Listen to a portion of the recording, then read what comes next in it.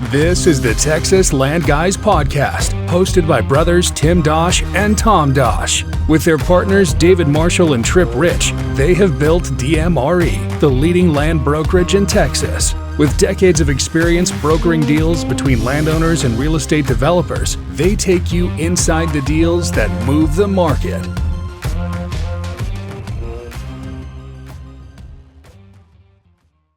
Well, welcome to the Texas Land Guys podcast. We're going to dive in today on part 2 of our overview of Q1 and the activity that we're seeing in the market. So I'm just going to go straight in. It's a great conversation. Enjoy. We've seen a similar trend, Tom, and Tim. We've had a couple of bigger projects come out that are definitely like not in a great spot, and we've had probably more than 5 developers come to our office and say, "Hey, any like infill office that we can buy, especially one that has like a, it's like fringe infill, but it's got a garage that's already there where we can go in and tear down the building, but use the garage for parking and build service parking around that." Big trend for us. Not super easy to find because of what you said. I mean, a lot of these times, the building either is, 0 to 30% leased because the owner doesn't want to, spend money to get those tenants back in and then lock up the site.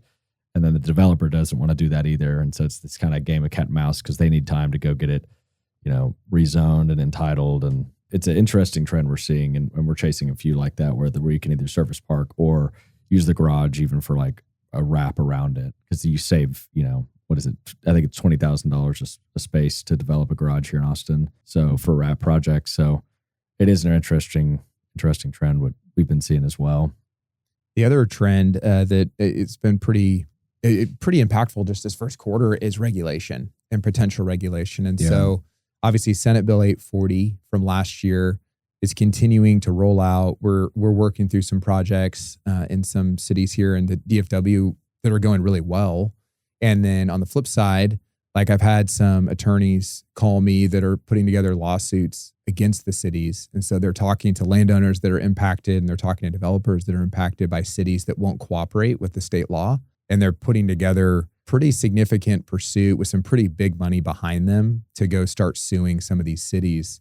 Cities like Frisco and, Irving and Arlington are kind of right in the crosshairs just because they basically adjusted their internal laws and regulations so that they could try to skirt around SB 840, whereas other cities did it, but also were cooperating.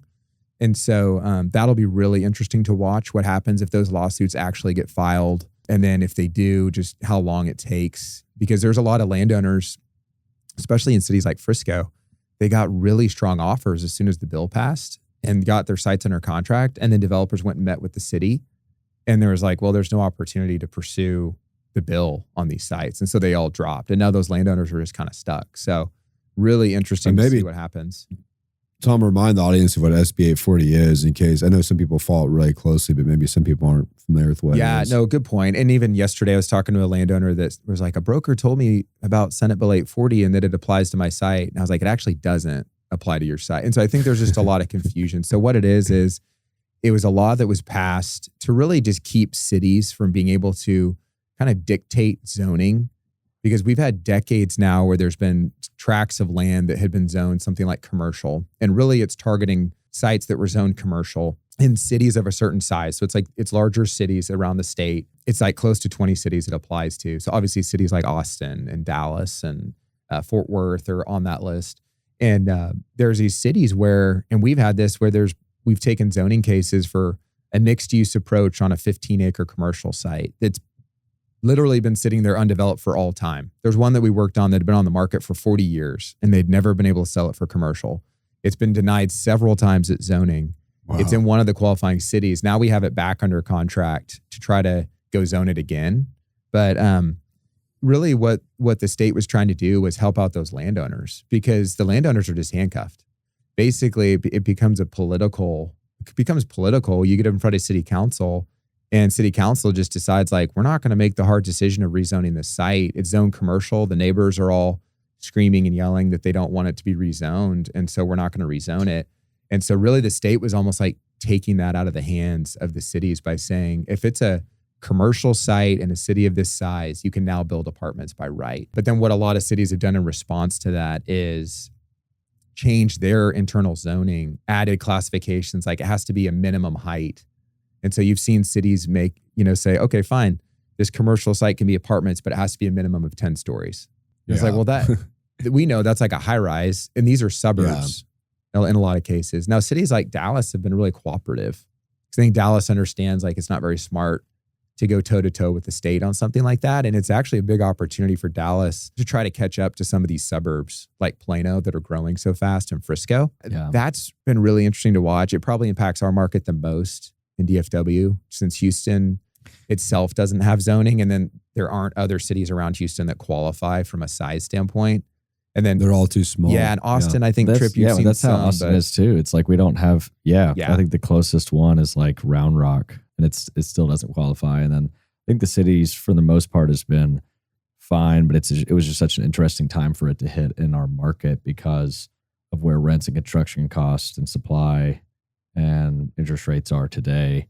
It's like, okay, well, if once the sellers figured that out, which was almost immediately because it wasn't that hard to understand. And if you own real estate, then you knew pretty quickly. And if not, a broker would call you and tell you. And for some of those properties that had unlocked in Austin, I think they already could have gotten rezoned for multifamily, but then the owner just goes, oh, well then now, like, here's my price, which it's always been here, but I want you to close really quickly because you don't have to go through rezone.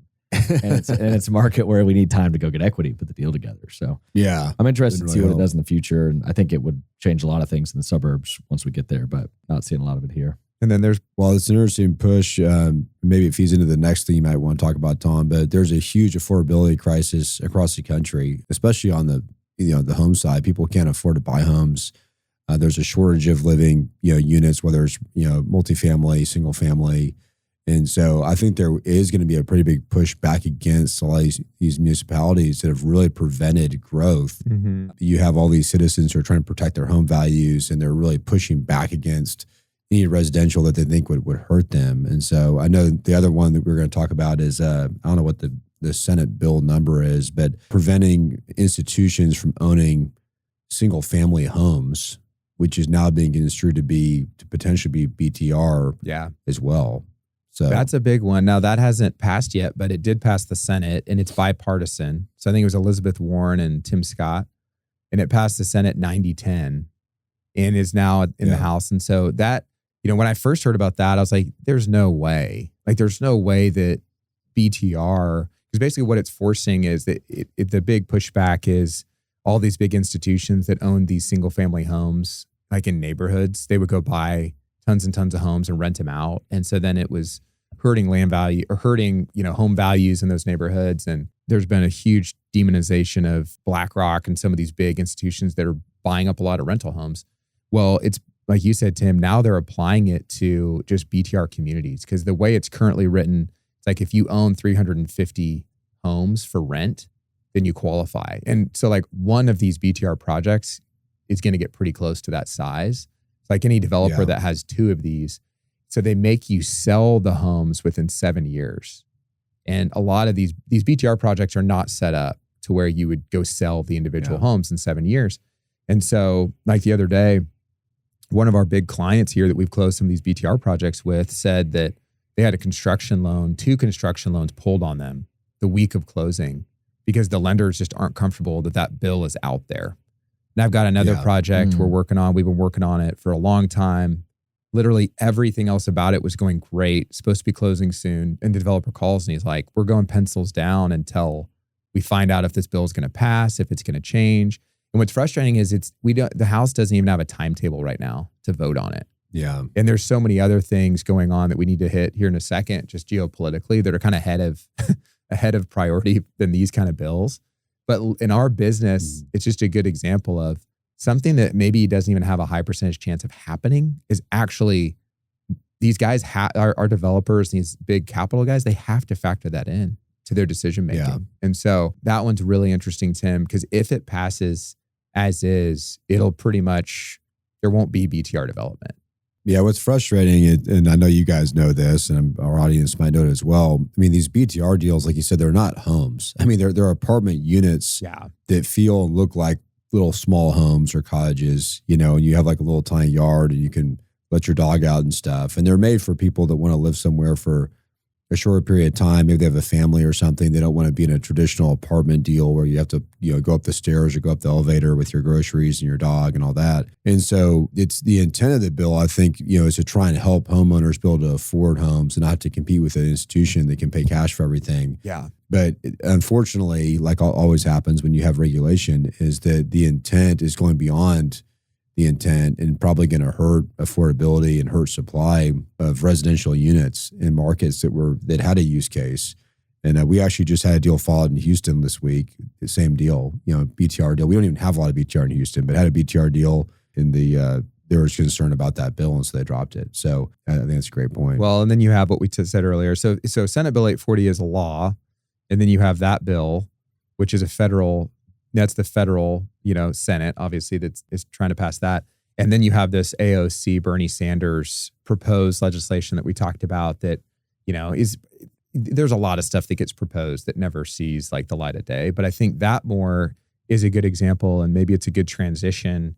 One of the really big topics from the first quarter has been AI's impact on jobs and what we might see in the future. And I think that obviously with the current administration we have, there's been a lot of momentum behind AI, but I think that the possibility of significant regulation around AI, especially if you have, depending on how the midterms go, I think that's going to be, they're saying that is like a bigger topic right now, AI regulation, than almost any other topic. That's what Americans care about because everyone knows and is hearing about job losses, potential job losses. And so there could be a lot more regulation around AI. And that's where you see Bernie Sanders and AOC coming out with this type of legislation.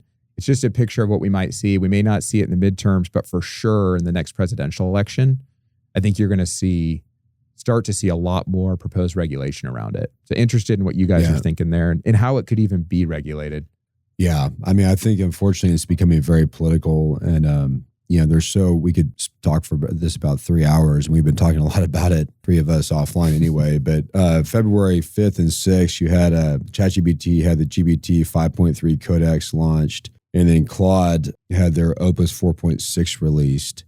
And that really kind of sent shockwaves, I think, through the business community, people realizing, the capabilities of this technology and the way it can be used and the disruption that it's going to cause. And unfortunately, it is being politicized. It really has been politicized the last couple of years, but I think that's just going to get ratio way up. One of the things that we've talked about is potential job losses, which I think would have the nearest term impact on our business. Tripp, you mentioned talking to 3 young people in your market who are working for real estate companies, got laid off recently and were looking for a job. Yeah, within the past week, I think I've had 3 different individuals that had reached out, had got laid off, and basically had CC'd or attached their references within the company, and were like, "Hey, call my direct bosses. Like, I've done a great job. I'm really interested in you guys and what you do if you're still hiring." And me telling them that we're on a hiring slowdown right now, just with everything that's going on in the market and uncertainty in the market. I don't have proof that those are directly impacted by AI, but I've got a pretty strong feeling just because, majority of those roles were support roles or research roles. It could be uncertainty in the market. It could be AI. I can't put my finger on that, but what I can tell you is that there's certainly going to be a pretty transformative shift with what's happening with AI. I mean, I think we're seeing it just in our day-to-day lives and within our business and how much it's helping us and our employees be more effective and being more efficient. And I think that's only going to, ultimately help our business and our economy long term. But yeah, the short term impacts could be pretty intense for sure. It feels like it's happening faster than anything I've ever seen happen. Yeah. And that's in like work or life or anything. I mean, it wasn't necessarily, one day. I know everyone's kind of been using ChatGPT for, I guess, 18 or 24 months now. And, but a lot of people don't get it. And it's scary, and a lot of people it makes them uncertain and, are kind of fearful of like what it could do or how it could replace you or myself. But personally, I get super excited about it. I think we can be a lot more efficient and help out a lot more people and help out a lot more clients with it, and ultimately just do a better job and enjoy our lives more. I think you see, I think from Tim, the political. I was just going to say real quick, what you just listed off, those dates is really important because there's Yeah. significant adjustment in market cap. I just pulled up CBRE stock price is still down 17% year to date. And most of that was directly from those releases, all the big brokerages. And I'm just talking about now our business, back to real estate.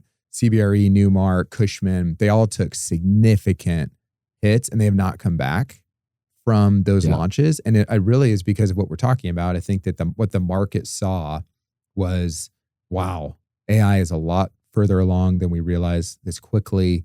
And for these really large companies that have just a lot of people, there's going to be pretty significant cuts. And I was listening to something this morning that said currently unemployment for college grads is 9% and 42% of college grads are underemployed, meaning they're doing a job that didn't require a degree. It is a hard time to be a college grad and be coming into the workforce because, I think they actually could be really valuable to the workforce because they're younger. They're going to be able to embrace this technology and hopefully adapt.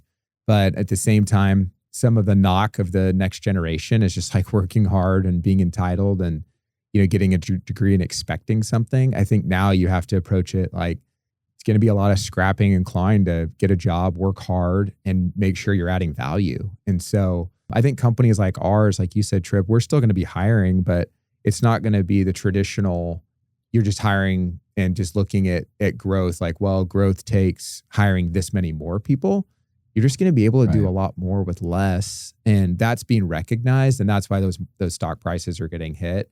Heard another CEO say, like, whatever you can do today, if you're a young person or you're in college, like you need to now know that in 5 years, you need to be able to do the job of 10 people in 5 years because of these tools. And that just needs to be the expectation for people. It is changing really quickly. It's a good thing. I think it's just hard for the average person because it's a mindset shift. You were told like, do good in school, go to college. A lot of people have racked up a ton of debt doing that, but then you'll be able to get a good job and you'll be fine. You'll kind of get in that position and be fine. I think what's more scary about AI is it goes directly at white collar jobs. And it's basically like anything that can be done on a computer now can be done by a computer. And so I think we've talked about it in the past and you just said it, like it's AI plus humans. It's not AI minus humans. There are going to be some people that they're just not willing to recognize what's going on and they will be replaced. And there's going to be other people that leverage themselves in incredible ways. And I think that's a lot of people. It's just having the right mindset.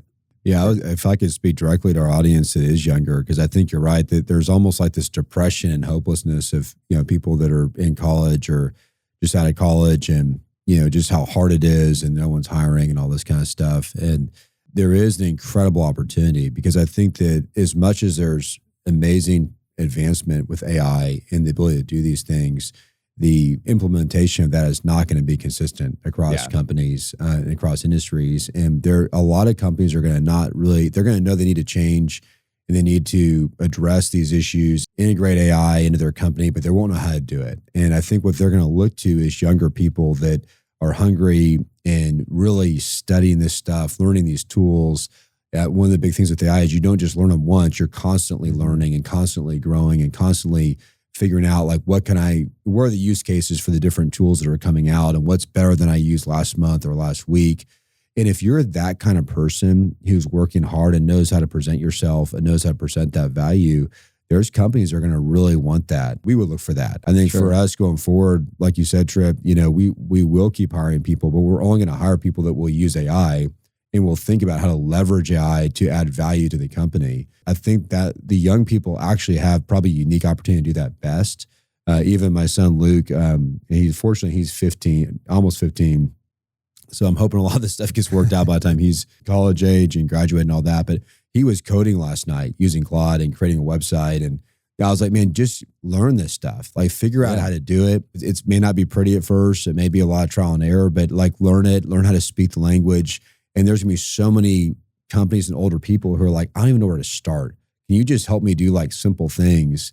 And if you're the person who knows how to do that and can help people, you're going to be valuable. And so I do think there maybe counterintuitively could be an opportunity for young people, even though I think AI also maybe displaces them first because it's able to replace a lot of the things that they could do as far as just being, kind of the grunt person that comes in and just does the low-hanging fruit kind of jobs. The other thing I was going to say, Tim, to the other end of the spectrum from an audience standpoint, it's a lot easier actually than you think to use these tools. Yeah. And so if you are older, like I was listening to a podcast where they were saying it was a AI company that they have users, and they were saying they have a lot of users in their 80s using their AI technology for their businesses and like making incredible gains.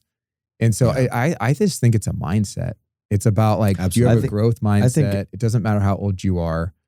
These tools make it easier than ever to do things, but you also can't just approach it like, I try it one time, I do a prompt, it wasn't 100% right, I'm done. Like that's just wrong. It's like you would never treat a person like that, like one conversation and then you'd never talk to him again. So I think that but like I hear that consistently. I'll talk to people and they're like, yeah, I used it for this. And then like, give me some bad information, or like the number wasn't right or whatever it was. And this was pre-February 5th. And unfortunately, they'll kind of like shut it down. And then I'm over here and I'm literally like, oh no, it's gotten so much better. It's got human feel. It can do my taxes. It does all my legal work. Like it's incredible. And they're like, what is this? But I think to your point, Tom, it's AI will reward the fearless entrepreneurs. Like that's how it is. It's going to reward the people with the open mindsets that are willing to go and push and to grow. And I think, unfortunately, the people that are closed-minded or won't change, I think are just going to get left behind. Yep. It's going to reward. And like to your point about for any of you guys that are listening out there that are, in college or just out of college and in your job that you don't necessarily love today or isn't your dream job, there's plenty of opportunity for those people. I think it's, to your point, Tom, it's mindset. I think if you can alter your mindset and be a little bit more open-minded and start trying things with it, or if you have like any type of ideas, or if there's ways that you can make yourself look better at your current job, like start doing that. People are actually rewarding you to use this cheat code that's $20 a month. I think your point, Tom, is so good about AI will literally teach you how to use it. I mean, if you want to get into Cloud or ChatGPT and be like, how do I apply this to my business? Here's what I do. Like, it's so intuitive and so user friendly. It's incredible. Yeah. Well, it's amazing. You were saying, Tripp, I thought this was pretty incredible, just like a nuance to how it works, but the value that people are actually getting for their $20 a month. You're getting like, what'd you say, $5,000 worth of value is what it is. That's like the real value. But because so many people sign up for Claude or any of them, and then they don't really use it that much. They're asking it to check the weather or look up these stocks or value these stocks. And then it's kind of like, okay, yeah, that was cool. Or, hey, it was fast. And I think that's how they're justifying it today. I think their kind of oh crap moment, or like Anthropic's oh crap moment, could be when people realize, oh, like I have $5,000 worth of tokens for $20 and start actually using it at all. But that's how they kind of like balance all of that out, from my understanding and talking with some other guys in the market about it. Yeah, it's incredible. I mean, that's had a big impact for sure. And like I said, direct impact to the value of companies in the space. And I think, the bigger the company, the more you're going to be impacted by AI, good and bad. I mean, I think the big companies that figured out, like FedEx, 400,000 employees, they have their own AI platform they've rolled out where they're training all their employees with like customized AI for their job, just realizing like how important it is to their job. But a lot of the big brokerage companies, what we're hearing is just a lot of concerns around how do you integrate these tools into your business from a security standpoint? And then also the way brokers tend to work, brokers are kind of like free agents. They're always leaving companies, going to new companies, switching companies. So what we're hearing is a lot of the big shops don't want to let their brokers have like Claude at work or ChatGPT at work or use these tools because they can't really control what's going on with them. And so I think, there are a big investments these companies are making trying to build their own AI platforms. And so you'll see some of that. And you'll probably see a lot of like enterprise solutions where, groups like Office just teamed up, or Microsoft just teamed up with Claude. And so they're releasing some of Claude's capabilities within Copilot. So you have that going on. So you'll probably have some of these really big companies doing that type of thing. But to your point, Tripp, smaller companies like ours, or even just individuals, I think it's a massive opportunity if you're willing to kind of go for it, to be able to really leverage the technology. And what we're talking about today versus even when we release this episode in a couple of weeks, there's going to be things going, like there'll be probably 10 new things we'll be talking about that we'll be excited about around AI that'll have happened in the next 2 weeks. Yeah, I don't disagree. And Tom, you're seeing the same thing. I think Gemini just announced, maybe it was yesterday, that they're actually partnered with Apple, which is pretty nuts because that's Gemini's Google, on their iOS 27 release. That's going to be like finally their like official AI release because it came out with Siri, I guess in iOS 25 or 26, and it was kind of like a joke. Yeah, Apple comparative to Intelligence. ChatGPT and Claude. Yeah. But I guess the point of me saying that is like news. I feel like me and you and Tim, we're messaging or talking daily about things that are released, daily, and even things in our business. And you compare it to like trends in our business or what's happening from a geopolitical standpoint. Yeah, those things like we'll notice those trends or an event might happen, but like it could be, you might notice that after a month or this event happened and then, these results happen over the next quarter or whatever it is, like very slow. And in this AI space, everything is happening like hourly or like by the minute, like one company is about to release, some new feature and then the other one just does it the day before and it's better. And then they're like, what? And then the next one kind of trumps them. And it's, I don't know, it feels like this really interesting, like call it plus minus 18-month race to see like who can adopt it the fastest. It's fascinating. Yeah. Well, the big scare in February was what they call like the AI scare with the stock market, where you had the stock market going down. Like you said, Tom, like some of the real estate companies getting hit because of all this AI disruption, what's going to happen to software companies.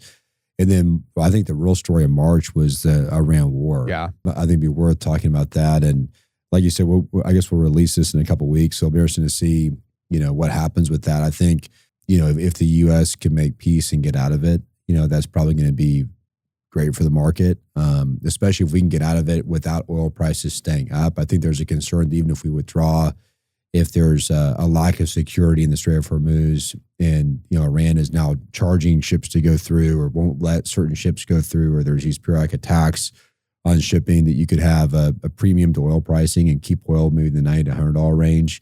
It doesn't have to be $150 to $200 to really be devastating for the global economy and even for the U.S. economy to have an impact. So I think that's worth talking about. Obviously, if we don't make peace and we eventually get to ground troops or something like that, protracted war, I think that's going to have a pretty negative impact on the economy and on our business. I think I've had a lot of people reach out to me and be like, man, you must be so excited in Houston with oil prices being high.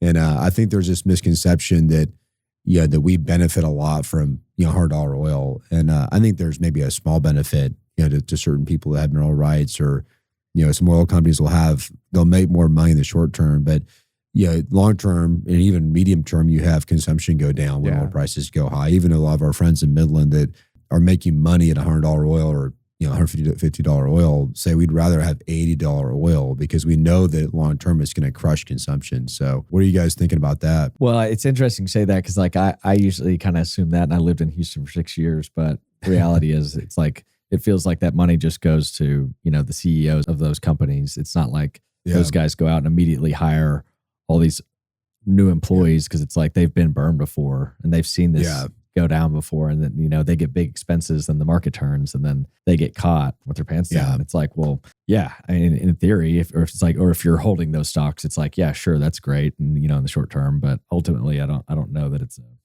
great thing to have expensive gas. It's like everyone I've talked to here, even here in Austin, they're like, man, gas prices are insane, which I guess just helps Elon's point with Teslas, but.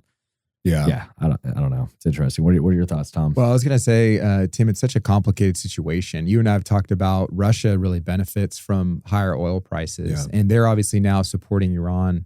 They're sending intelligence. There's probably sending weapons. There's been a lot of talk about that. And for them, they've been in this protracted war with Ukraine now for 4 years. Their economy's been getting crushed, and there's been all these restrictions on their oil.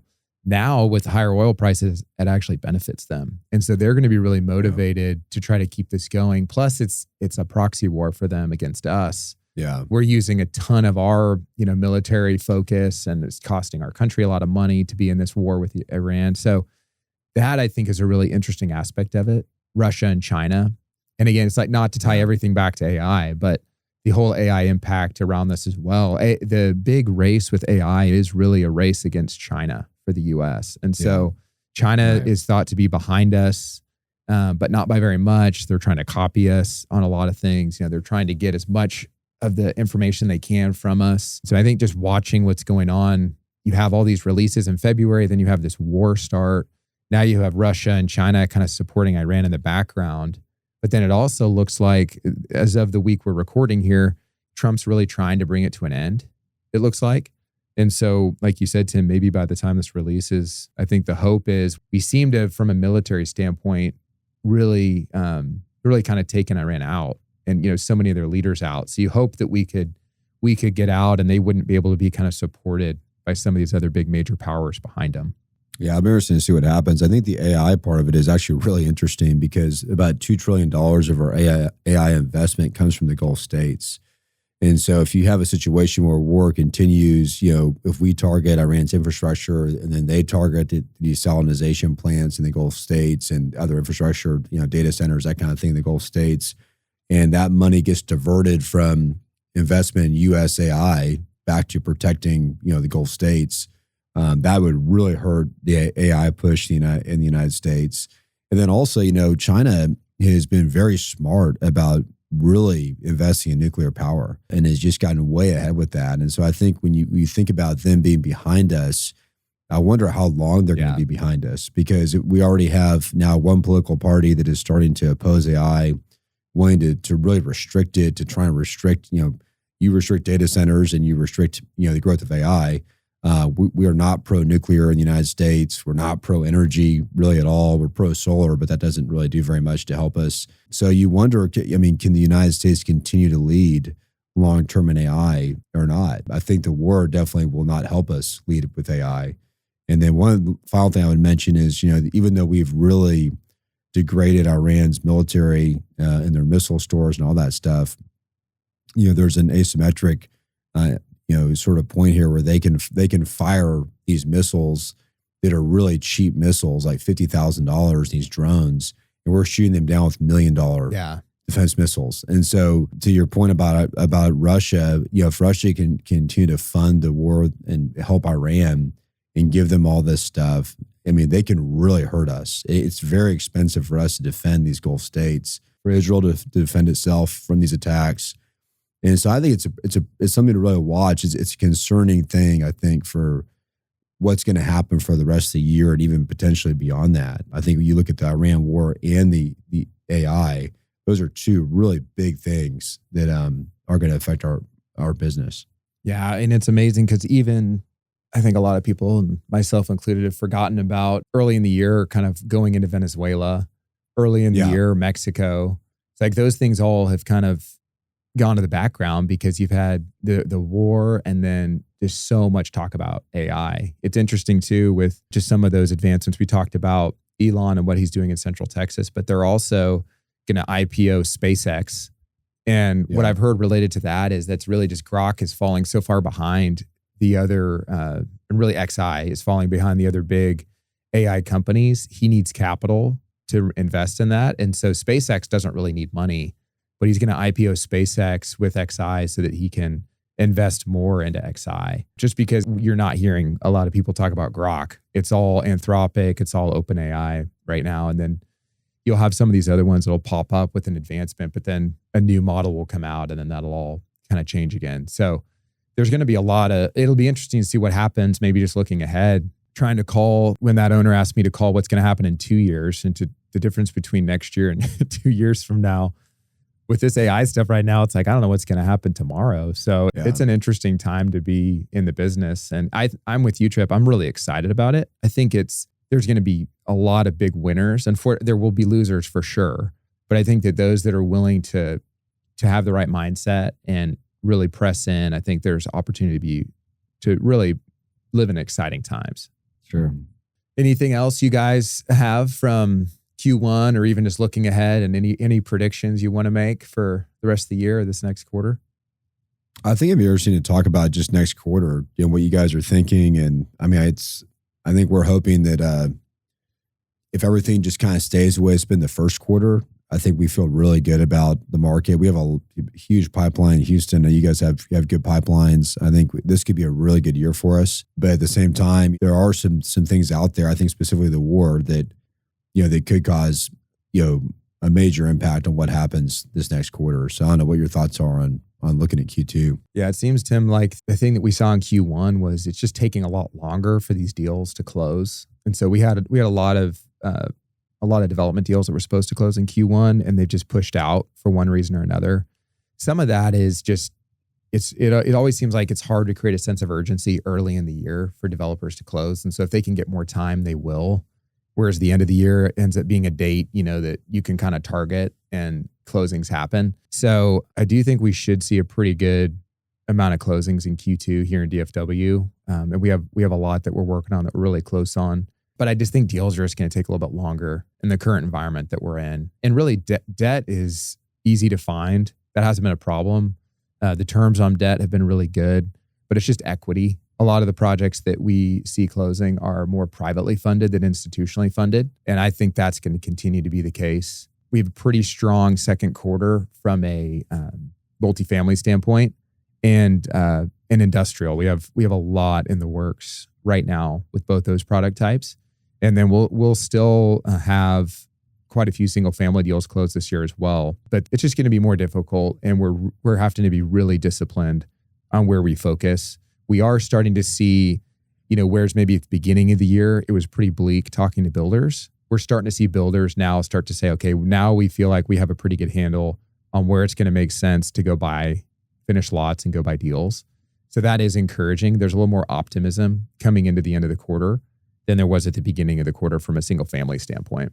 Yeah, we always talk about in our business how you have to put so many deals in our contract to get closings. So there's just, a lot of times there's a low contract to close ratio. And I think that's really true this year. I mean, I think like in Houston, we've never put so many deals in our contract as we're putting in our contract now. There's a lot of really good activity just across the board. So that's really exciting. But the feeling I get in this market is you just got to keep pushing, keep putting deals in our contract. And then we just had a huge deal close yesterday.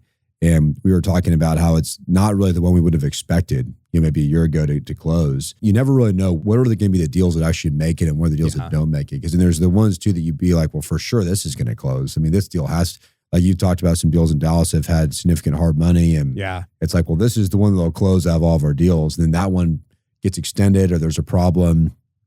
And so I think it's just one of those kind of choppy markets where you just got to keep pushing hard and, keep putting deals in our contract and then just kind of have a lot of emotional resilience when things get pushed or things fall out, which is always challenging. But yeah, I mean, we're optimistic. I think our team is really strong in Houston. I feel great about our team and I feel great about our pipeline and just the deals we're working on. Yeah. So, well, it's interesting. You're right. Like we had the project that you're talking about that closed yesterday. It was a huge project, public company. Just all the concerns around AI, I think we were all like, is this company researching any of that? I was looking up their stock price, which I think fortunately for them, they wanted this property. They had a reason to buy it and it had nothing to do with, maybe what was going on in the markets. But then there was another property we worked on where it was like a phase 2, selling it to the same buyer, quick close, and they dropped it. And we were like, wait, what? I remember talking about that one, Tim, and being like, well, that one feels really good. And then they didn't, they didn't do it. So I think we've talked about this. It's a buyer's market, not on every site, right? There's definitely competitive sites where it's not, but like generally it's a buyer's market. And I think a lot of buyers recognize that. And some people get burned with that kind of attitude because they'll miss out on a great site because they'll think like, we hear this all the time. I'm the only person out buying, or I'm the only one with the money. I'm the only one that can get this done, which is never true.